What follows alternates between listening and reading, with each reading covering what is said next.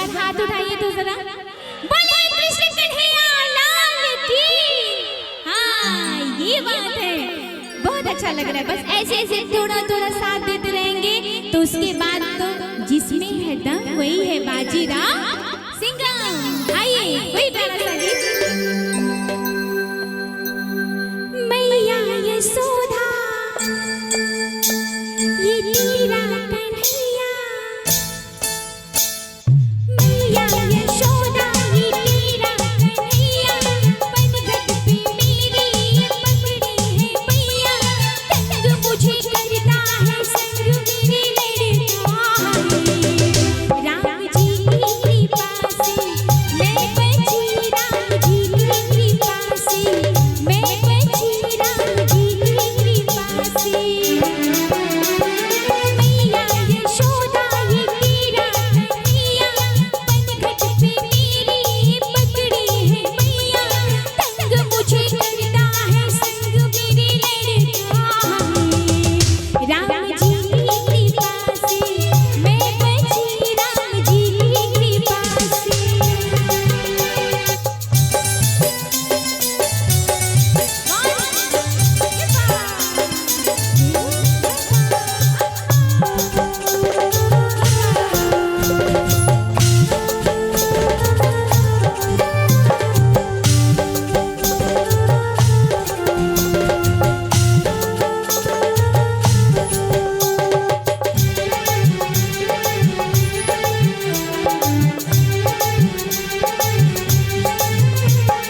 गोकुल की गलियों में जमुना किनारे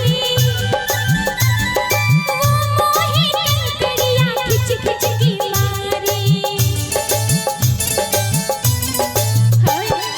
नटखट हंसाए सूरत है भोली,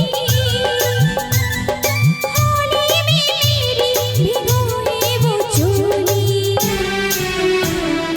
भैया ना छोड़ी कलैया मरोड़ी,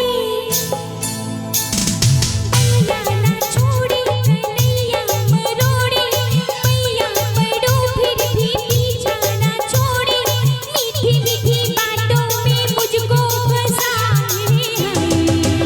राम जी की कृपा से मैं बची, राम जी की कृपा से मैं बची, राम जी की कृपा से।